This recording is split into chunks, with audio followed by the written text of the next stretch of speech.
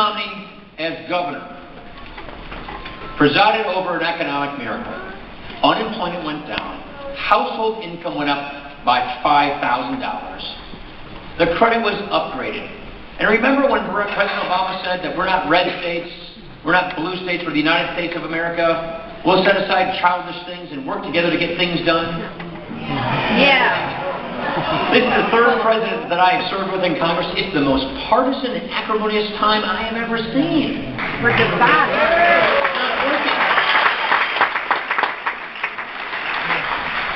A conservative Republican governor of a Democratic state like Massachusetts, where 87% of the legislators in the legislature were Democrats. Did Mitt Romney demean them or demagogue them? No. No. He talked to them. He respected them. Didn't compromise principle, and he balanced the budget without raising taxes. That's the kind of leadership we need. That's the kind of leadership we have.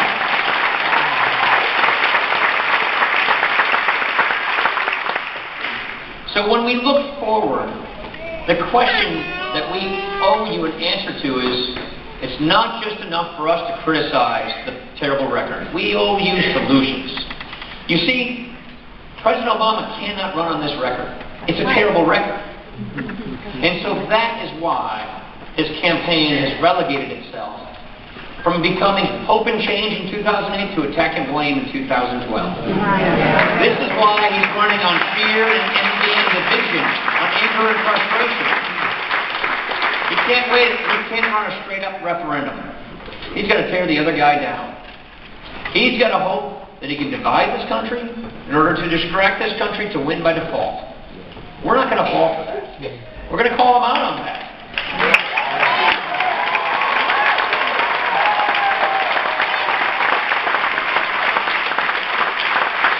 And one of the ways we're going to do this is we're going to give you better ideas.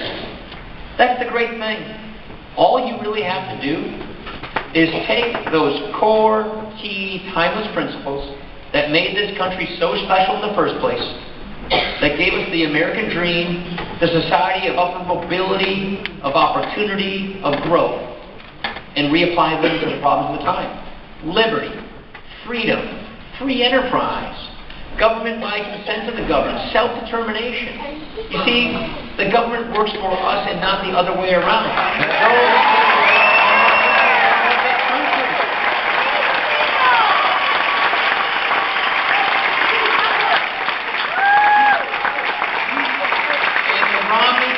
For a stronger middle class is all about harnessing those principles and applying them to the problems of the day. Giving you a very specific path, a real clear choice of two futures. Number one, right here in Virginia. You've got it underground. You've got it off your coast. We've got lots of energy in this country. Let's use that energy in this country and create jobs.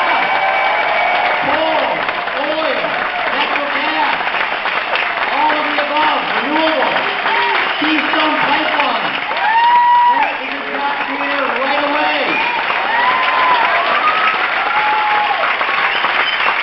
Look at the assault on jobs we're getting from the Obama administration. Just today, we heard some more bad news on this front.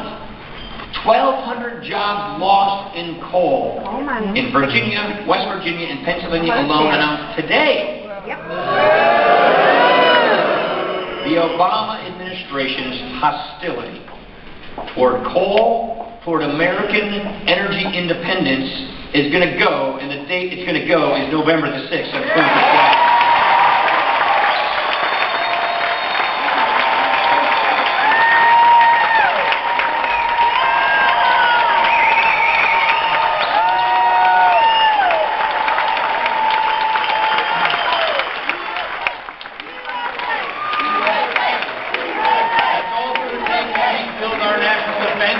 So that anybody, whether it's an adversary who wants to test us or it's an ally who needs to depend on us, will know that that is a strong America with an unrivaled military that is not adopting a brute constraint.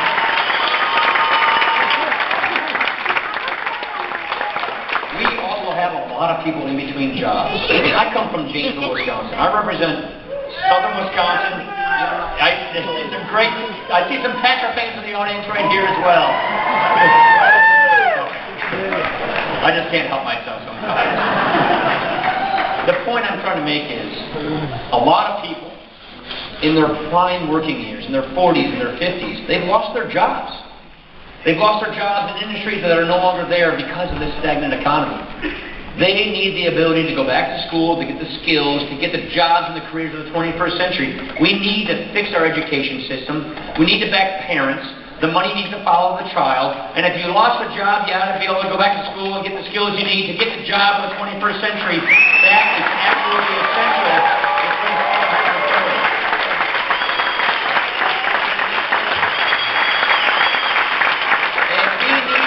More things in America and grow more food in America and sell it overseas, and we can create more jobs.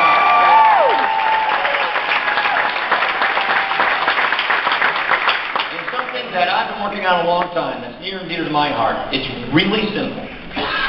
We've got to stop spending money we just don't have. It's just not all our heart.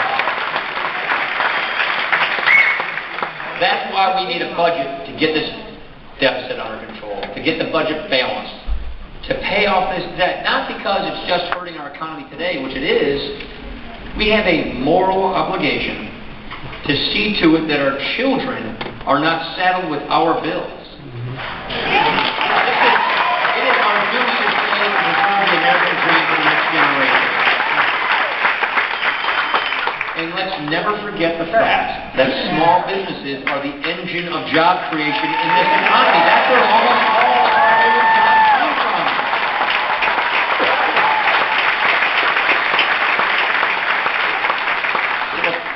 Where I come from, overseas, we think of Lake Superior. And the point I make is this. Other countries, they're lowering their tax rates on their businesses. Canada last January lowered their tax rates on all of their businesses to 15%. President Obama is promising that this January, the top tax rate on most of our successful businesses goes to above 40%. That tax increase doesn't even pays for about 8% of his proposed deficit spending. This idea of taking more money from families, more money from job creators, and spending it in Washington on cronies and pet projects is failing us. And I gotta tell you, I am so proud to stand with a man like Mitt Romney, who knows from first-hand experience, whether you're in Roanoke or Newport News or Janesville, Wisconsin, if you have a small business, you built that small business.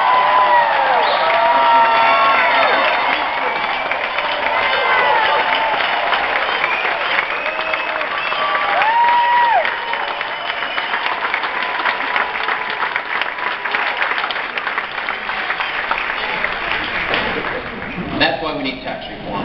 That's why we need to champion small businesses.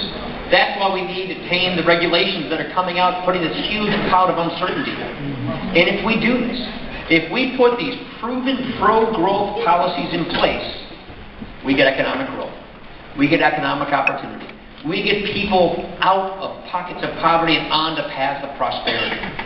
We can grow this economy by an average of 4% if we do this. That creates 12 million jobs. That's what this is all about. But it's actually more than that. It's more than simply creating jobs, growing the economy. This election is not just an economic election. This is an identity election. It's about the American identity. It really kind of comes down to, what kind of people do we want to be? What kind of country do we want to have? This is that big of an election.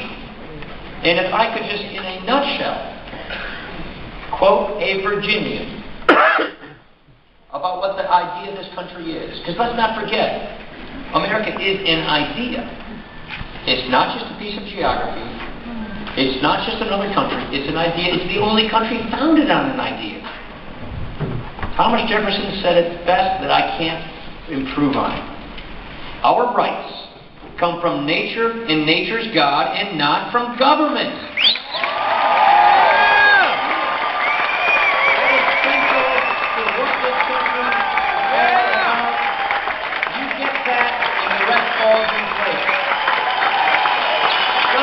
President didn't receive that. Virginians understand this because Virginians wrote this. But I look around here. I see Navy, I see Marines, I see Army, Air Force,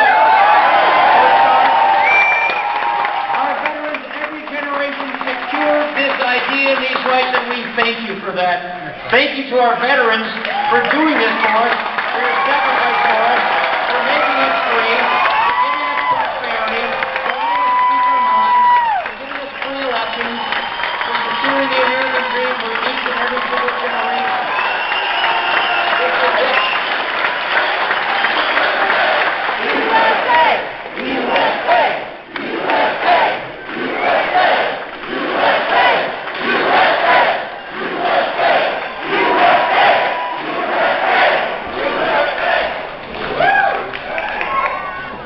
We need each other's help.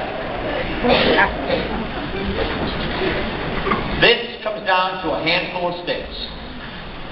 You know this. Who's going to work harder? Who's going to get friends and family to the polls? Who's going to convince people who voted for Obama last time on the promise of hope and change, who are dispirited and demoralized this time? I will. We will. That's right.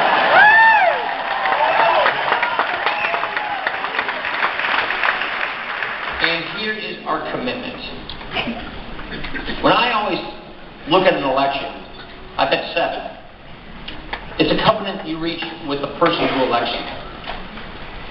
You see, we believe that you need to tell people who you are, what you believe, what you will do, so that you earn victory, so that you deserve victory, so that when you're elected, you have the right, the moral authority, and the mandate to actually do it.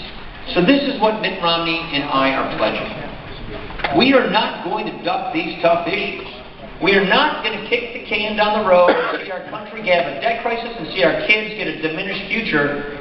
We are going to lead and take on these problems before they take us over.